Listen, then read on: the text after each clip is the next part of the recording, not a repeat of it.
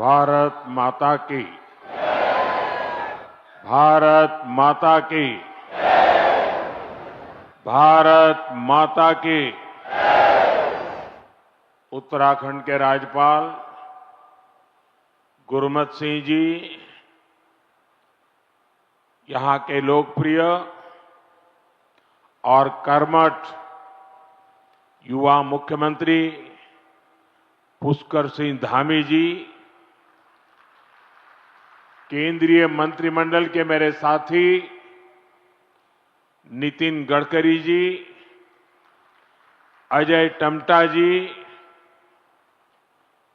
Technology के माध्यम से जुड़े उत्तर प्रदेश के मुख्यमंत्री योगी आदित्यनाथ जी, गवर्नर आनंदीबेन, दिल्ली की मुख्यमंत्री रेखा गुप्ता जी, मंच पर उपस्थित प्रदेश भाजपा अध्यक्ष महेंद्र भट्ट जी, पूर्व राज्यपाल भगत सिंह कोश्यारी जी, पूर्व मुख्यमंत्री भाई रमेश पोखरियाल, विजय बहुगुणा जी, तीरथ सिंह रावत जी, त्रिवेंद्र सिंह रावत जी, उत्तराखंड सरकार के सभी मंत्रीगण, सांसद और विधायकगण और विशाल संख्या में पधारे मेरे प्यारे भाइयों बहनों, देवभूमि उत्तराखंड की इस पावन धरती पर आप सभी को मेरा प्रणाम। बहुत बड़ी संख्या में आए हुए पूज्य संतगण को भी प्रणाम। उत्तराखंड का प्यारा भूलों, भैबंदों, बावड़ी, भूलियों, शाना बुजुर्गों, आप सबूते नमस्कार। मेरो प्यारो दाजी भाई, दीदी बहनी, आमा बाबा सबई लाई मेरो तरफ देखी ठोक दिन छो। इस कार्यक्रम से टेक्नोलॉजी के जरिए भी दिल्ली, यूपी से अनेक लोग जुड़े हैं। मैं सभी का अभिनंदन करता हूं। सबसे पहले तो मैं आप सबकी क्षमा चाहता हूं। उत्तर प्रदेश और दिल्ली के कार्यक्रम में जुड़े हुए लोगों की भी क्षमा मांगता हूं कि मुझे यहां पहुंचने में 1 घंटे से भी ज्यादा देर हो गई।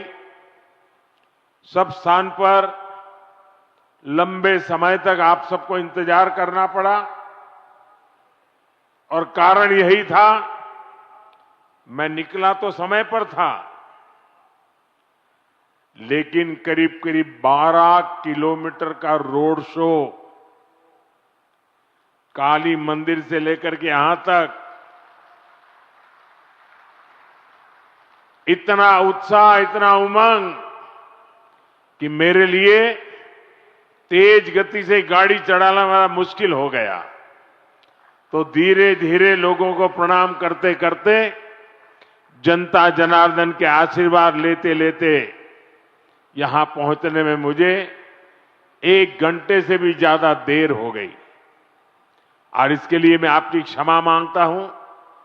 और ऐसी धूप में 12 किलोमीटर ये जन सैलाब, ये उत्तराखंड का प्यार, माताओं बहनों का आशीर्वाद, मैं आज उत्तराखंड से एक नई ऊर्जा लेकर के जाऊंगा, नई प्रेरणा लेकर के जाऊंगा और मैं इसके लिए हर किसी का हृदय से आभार व्यक्त करता हूं।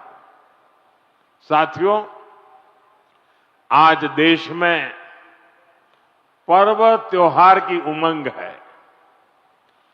विभिन्न विश्वों में नववर्ष का आगमन हुआ है।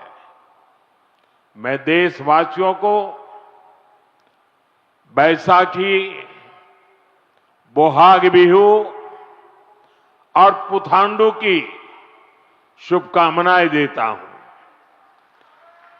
साथियों, अगले कुछ ही दिनों में यमुनोत्री, गंगोत्री, बाबा केदारनाथ, बद्रीनाथ धाम की यात्रा भी शुरू होने जा रही है। इस पवित्र समय का देश के कोटि कोटि आस्थावान श्रद्धा भाव से इंतजार करते हैं। मैं पंच बद्री, पंच केदार, पंच प्रयाग और यहां के आराध्य देवों को श्रद्धापूर्वक प्रणाम करता हूं। मैं संतला माता को भी नमन करता हूं। यहां आने से पहले मुझे मां डाट काली के दर्शन करने का सौभाग्य मिला है। देहरादून शहर पर मां डाट काली की बड़ी कृपा है। दिल्ली देहरादून इकोनॉमिक कॉरिडोर के इतने बड़े प्रोजेक्ट्स को पूरा करने में माता डाट काली का आशीर्वाद बहुत बड़ी शक्ति रहा है। साथियों, उत्तराखंड राज्य अपनी स्थापना के 25 वर्ष पूरा करने के साथ ही 26वें वर्ष में प्रवेश कर चुका है। आज दिल्ली देहरादून एक्सप्रेसवे के उद्घाटन के साथ इस प्रगति में एक और बड़ी उपलब्धि जुड़ी है। आपको याद होगा, बाबा केदार के दर्शन के बाद मेरे मुंह से अनायास निकला था कि इस शताब्दी का तीसरा दशक उत्तराखंड का दशक होगा। मुझे बहुत खुशी है कि डबल इंजन सरकार की नीतियां और उत्तराखंड के लोगों के परिश्रम से ये युवा राज्य विकास के नए आयाम जोड़ रहा है। ये प्रोजेक्ट भी उत्तराखंड के विकास को नई गति देगा। इस एक्सप्रेसवे का बहुत बड़ा हिस्सा यूपी से होकर गुजरता है। इससे गाजियाबाद, बागपत, बड़ौद, शामली और सहारनपुर जैसे अनेक शहरों को भी बहुत फायदा होगा। टूरिज्म के लिहाज से यह प्रोजेक्ट बहुत अहम है। मैं पूरे देश को इस प्रोजेक्ट की बहुत बहुत बधाई देता हूं। साथियों, आज डॉक्टर बाबा साहब आंबेडकर की जयंती भी है। मैं बाबा साहब को कोटि कोटि देशवासियों की ओर से श्रद्धांजलि अर्पित करता हूं। बीते दशक में हमारी सरकार ने जो नीतियां बनाई, जो निर्णय लिए, वो संविधान की गरिमा को पुनः स्थापित करने वाले रहे हैं। आर्टिकल 370 हटने के बाद आज पूरे देश में भारत का संविधान लागू है। जिन दर्जनों जिलों में माओवाद, नक्सलवाद खत्म हुआ है, वहां भी अब संविधान की भावना के अनुरूप काम हो रहा है। देश में समान नागरिक संहिता लागू हो, यह हमारे संविधान की अपेक्षा है। उत्तराखंड ने संविधान की इस भावना को आगे बढ़कर और उस भावना को आगे बढ़ाकर पूरे देश को राह दिखाई है। साथियों, बाबा साहब का जीवन गरीबों को, वंचितों को, शोषितों को न्यायपूर्ण व्यवस्था देने के लिए समर्पित था। हमारी सरकार आज उसी भावना के साथ हर गरीब, हर वंचित को सच्चा सामाजिक न्याय देने में जुटी है। और सामाजिक न्याय का एक बहुत बड़ा माध्यम देश का संतुलित विकास है। सबको सुविधा है, सबकी समृद्धि है। इसलिए ही बाबा साहब आधुनिक इंफ्रास्ट्रक्चर की, औद्योगिकरण की भरपूर वकालत करते थे।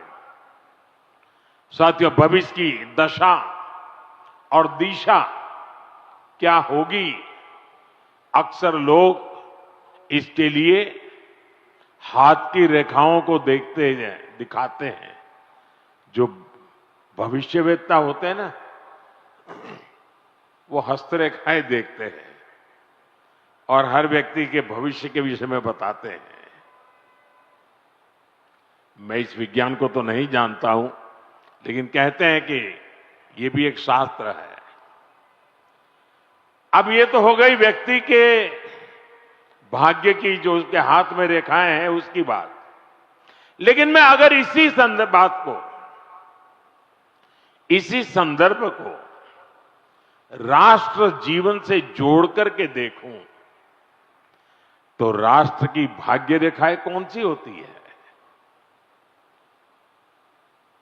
राष्ट्र की भाग्य रेखाएं ये हमारी सड़कें होती हैं, हमारे हाईवे होते हैं, हमारे एक्सप्रेस वे होते हैं, एयरवे, रेलवे, वाटरवे, ये हमारे राष्ट्र की भाग्य रेखाएं होती है। और बीते एक दशक से हमारा देश विकसित भारत बनाने के लिए विकास की ऐसी ही भाग्य रेखाओं के निर्माण में जुटा हुआ है। ये विकास की भाग्य रेखाएं सिर्फ आज की सुविधाएं नहीं है, ये आने वाली पीढ़ियों की समृद्धि की गारंटी है। और ये मोदी की भी गारंटी है। बीते दशक से हमारी सरकार राष्ट्र के इन विकास रेखाओं पर अभूतपूर्व निवेश कर रही है। मैं आपको एक आंकड़ा देता हूं। अभी नितिन जी ने बहुत सारे आंकड़े सिर्फ उत्तराखंड से संबंधित बताए आपको। देखिए, साल 2014 तक ऐसे इंफ्रास्ट्रक्चर के लिए साल में पूरे देश में 2 लाख करोड़ रुपए भी खर्च नहीं होते थे। ये मैं पूरे हिंदुस्तान की बात बताता हूं। 2 लाख करोड़ भी नहीं होते थे। आज ये 6 गुना अधिक 12 लाख करोड़ रुपए से भी ज्यादा हो चुका है। यहां उत्तराखंड में ही 2.25 लाख करोड़ रुपए से अधिक के इंफ्रास्ट्रक्चर प्रोजेक्ट पर काम जारी है। 2014 के पहले पूरे देश के लिए 2 लाख करोड़, आज अकेले उत्तराखंड के लिए 2.25 लाख करोड़ रुपया। कभी उत्तराखंड के गांव में सड़क के इंतजार में पीढ़ियां बदल जाती थी। आज डबल इंजन सरकार के प्रयासों से अब सड़क गांव तक पहुंच रही है। जो गांव पहले वीरान पड़ गए थे, वो फिर से जीवंत हो रहे हैं। 4 धाम महामार्ग परियोजना हो, रेल परियोजनाओं का विस्तार हो, केदारनाथ और हेमकुंड साहिब रोपवे हो, विकास की ये रेखाएं इस क्षेत्र के कोने कोने में जीवन की भी भाग्य रेखाएं बन रही है। साथियों, 21वीं सदी का भारत आज जिस स्पीड और जिस स्केल पर काम कर रहा है, उसकी पूरी दुनिया चर्चा कर रही है। मैं आपको उत्तराखंड, पश्चिमी यूपी और दिल्ली का ही उदाहरण देता हूं। कुछ सप्ताह पहले ही दिल्ली मेट्रो का विस्तार हुआ। मेरठ में मेट्रो सेवा की शुरुआत हुई। दिल्ली मेरठ नमो भारत रेल देश को समर्पित की गई। नोएडा इंटरनेशनल एयरपोर्ट की शुरुआत हुई। हवाई जहाजों के लिए एमआरओ फैसिलिटी पर काम शुरू हुआ। और आज देहरादून दिल्ली एक्सप्रेसवे शुरू हो रहा है। साथियों, इतने छोटे से रीजन में ये सब इतने कम समय में हो रहा है। कल्पना कीजिए देश में कितने बड़े पैमाने पर इंफ्रास्ट्रक्चर बन रहा है। और इसलिए मैं कहता हूं 21वीं सदी का भारत आधुनिक इंफ्रास्ट्रक्चर के जिस नए युग में प्रवेश कर रहा है वो अभूतपूर्व है, अकल्पनीय है। साथियों, आज भारत के अलग अलग हिस्सों को जोड़ने वाले अनेक इकोनॉमिक कॉरिडोर्स उस पर काम चल रहा है। जैसे Delhi Mumbai industrial corridor, Bengaluru Mumbai industrial corridor, east coast economic corridor, Amritsar Kolkata industrial corridor, ऐसे बहुत से इकोनॉमिक कॉरिडोर देश में बनाए जा रहे हैं। इकोनॉमिक कॉरिडोर प्रगति के नए द्वार है, गेटवे हैं, डोर है, और इनसे उम्मीदों की डोर भी जुड़ी हुई है। इकोनॉमिक कॉरिडोर सड़क के अलावा नए नए व्यापार कारोबार का मार्ग बनाते हैं। फैक्ट्रियों के लिए, गोदामों के लिए पूरा नेटवर्क, उसका आधार तैयार करते हैं। साथियों, देहरादून दिल्ली इकोनॉमिक कॉरिडोर से भी इस पूरे क्षेत्र का कायाकल्प होने जा रहा है। पहला फायदा तो यह है कि इससे समय बचेगा, आना जाना सस्ता और तेज होगा, लोगों का पेट्रोल डीजल कम खर्च होगा, किराया भाड़ा कम होगा, और दूसरा बड़ा फायदा रोजगार का होगा। अब इसके निर्माण में 12,000 करोड़ रुपए खर्च हुए तो हजारों श्रमिकों को काम मिला है। साथ ही जो इंजीनियर है, अन्य स्किल्ड वर्कफोर्स है, ट्रांसपोर्ट है, उससे जुड़े साथी हैं, उनको भी बहुत बड़ी मात्रा में काम मिला है। किसानों और पशुपालकों की उपज भी अब तेज गति से बड़ी मंडियां और बड़े बाजारों तक पहुंचेगी। साथियों, इस शानदार एक्सप्रेसवे से उत्तराखंड के टूरिज्म को बहुत ही बड़ा फायदा देगा। देहरादून, हरिद्वार, ऋषिकेश, मसूरी और 4 धाम यात्रा के लिए ये सबसे प्रमुख मार्ग बनेगा। और हम सभी जानते हैं, जब टूरिज्म का विकास होता है तो हर कोई कुछ न कुछ कमाता है। होटल हो, ढाबे वाले हो, टैक्सी हो, ऑटो हो, होम स्टे हो, सबको इसका फायदा होता है। साथियों, मुझे खुशी है कि आज Uttarakhand winter tourism, winter sports और मेड इन इंडिया शादी के लिए बहुत बेहतरीन डेस्टिनेशन बनता जा रहा है। साथियों, उत्तराखंड की अर्थव्यवस्था के लिए 12मासी पर्यटन बहुत जरूरी है, और इसलिए मेरा सर्दियों में होने वाली धार्मिक यात्राओं को लेकर बहुत आग्रह रहा है। और मुझे खुशी है कि हर साल इन यात्राओं में लोगों की संख्या बढ़ रही है। आपको याद होगा, मैं 2023 में आदि कैलाश और ओम पर्वत की यात्रा पर गया था। पहले बहुत जाता था, बीच में बिल्कुल जा नहीं पाया, कई वर्षों के बाद मैं गया। और मुझे मुख्यमंत्री जी बता रहे थे, गवर्नर साहब बीच में आए, वो भी बता रहे थे कि 2023 में मैं वहां गया और उसके बाद बहुत बड़ी संख्या में श्रद्धालु वहां जा रहे हैं। पहले वहां कुछ 100 लोग ही सर्दियों में यात्रा के लिए जाते थे। साल 2025 में करीब करीब 40,000 से अधिक लोगों ने इन पवित्र स्थानों की यात्रा की।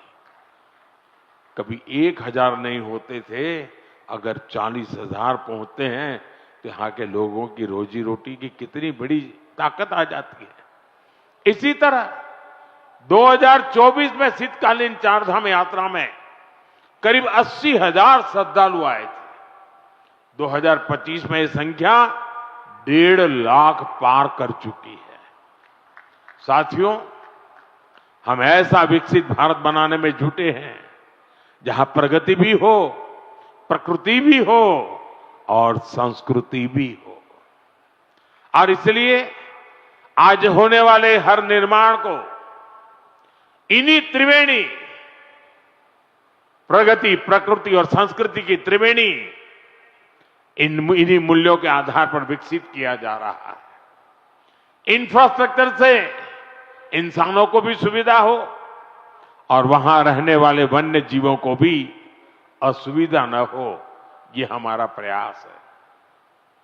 और इसलिए ही इस एक्सप्रेस वे पर करीब 12 किलोमीटर लंबा एलिवेटेड वाइल्ड लाइफ कॉरिडोर भी बनाया गया है। हाथियों को भी असुविधा न हो, इसका भी ध्यान रखा गया है। वैसे साथियों, मैं आज देश भर के सभी पर्यटकों और तीर्थयात्रियों से भी एक आग्रह करना चाहता हूं। हमारे पहाड़, ये वन क्षेत्र, ये देवभूमि की धरोहर, ये बहुत ही पवित्र स्थान है। ऐसे स्थानों को साफ सुथरा रखना, ये हम सभी का कर्तव्य है। यहां रहने वालों का भी और यात्री के रूप में आने वालों का भी।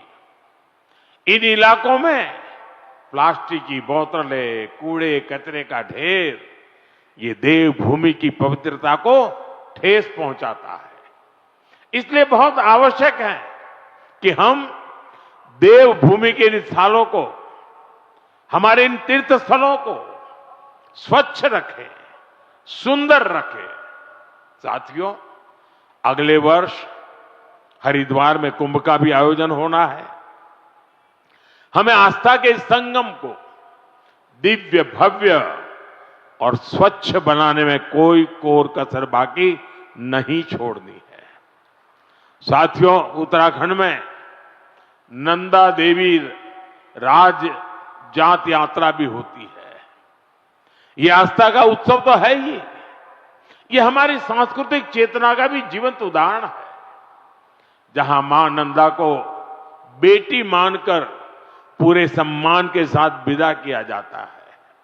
इस यात्रा में बहनों बेटियों की भागीदारी इसे विशेष बनाती है। मैं मां नंदा को प्रणाम करते हुए देश भर की बहनों बेटियों को भी विशेष संदेश देना चाहता हूं। विकसित भारत के निर्माण में आपकी बहुत बड़ी भूमिका है।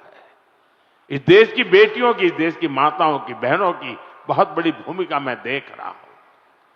और बहनों बेटियों की सुविधा, सुरक्षा और लोकतंत्र में भागीदारी, ये डबल इंजन सरकार की बहुत बड़ी प्राथमिकता है।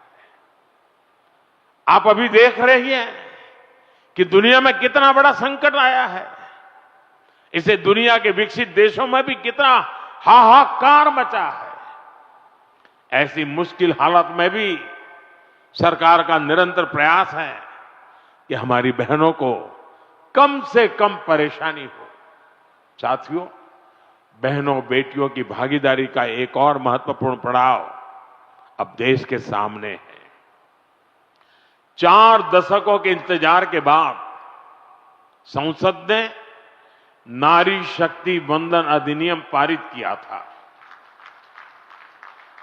इससे विधानसभा और लोकसभा में महिलाओं के लिए 33% आरक्षण तय हो गया। सभी दलों ने आगे आकर इस महत्वपूर्ण कानून को समर्थन दिया। अब महिलाओं को ये जो हक मिला है ना, इस हक को लागू करने में देर नहीं होनी चाहिए। अब ये लागू होना चाहिए। अब जो 2029 में लोकसभा के चुनाव होंगे और तब से लेकर के आगे विधानसभा के भी चुनाव आते रहेंगे, जो भी चुनाव आते रहेंगे, 2029 से ही ये लागू हो जाना चाहिए। ये देश की भावना है, ये देश की हर बहन बेटी की इच्छा है। मातृशक्ति की इसी इच्छा को नमन करते हुए 16 अप्रैल से संसद में विशेष चर्चा तय की गई है। देश की बहनों बेटियों के हक से जुड़े इस काम को सभी राजनीतिक दल मिलकर के सर्वसम्मति से आगे बढ़ाएं, उसको पूरा करें। और मैंने आज देश की सभी बहनों के नाम एक खुला पत्र लिखा है। सोशल मीडिया में शायद ये मेरा पत्र आप तक पहुंचा होगा। हो सकता है टीवी और अखबार वाले भी इस पत्र का जिक्र करते होंगे। मैंने बड़े आग्रह के साथ देश की माताओं बहनों को इस कार्य में भागीदार बनने के लिए निमंत्रित किया है। मुझे पक्का विश्वास है कि पत्र मेरे देश की माताएं बहनें जरूर पढ़ेगी, एक एक शब्द पर मनन करेगी और इतना बड़ा पवित्र कार्य करने के लिए 16, 17, 18 को संसद में आने वाले सभी सांसदों को उनके आशीर्वाद भी मिलेंगे। मैं आज देवभूमि से देश के सभी दलों से फिर अपील करूंगा कि नारी शक्ति वंदन अधिनियम में संशोधन का जरूर समर्थन करें। 2029 में हमारे देश की 50% जनसंख्या हमारी माताएं बहनें हमारी बेटियां, उनको उनका हक हम देके रहे। साथियों, मैं उत्तराखंड आऊं और फौज की बात न हो तो बात अधूरी ही रहती है। मैं गढ़ी कैंट, ये सभा स्थल, ये उत्तराखंड की महान सैन्य परंपरा का प्रमाण है। यहां पास ही देश की रक्षा सुरक्षा से जुड़े कई संस्थान हैं। 1962 की लड़ाई में शहीद जसवंत सिंह जी रावत जी के शौर्य को देश कभी भुला नहीं सकता। साथियों, सेना के सामर्थ्य को सशक्त करना हो या हमारे सैनिक परिवारों की सुविधा और सम्मान हो, हमारी सरकार इसके लिए निरंतर प्रयासरत है। वन रैंक वन पेंशन के माध्यम से हमारी सरकार ने अब तक करीब 1.25 लाख करोड़ रुपए पूर्व फौजियों को उनके खाते में जमा कर दिए हैं। उत्तराखंड के भी हजारों परिवारों को इसका लाभ मिला है। इसके अलावा इस वर्ष पूर्व फौजियों के लिए हेल्थ स्कीम का बजट भी 36% बढ़ाया गया है।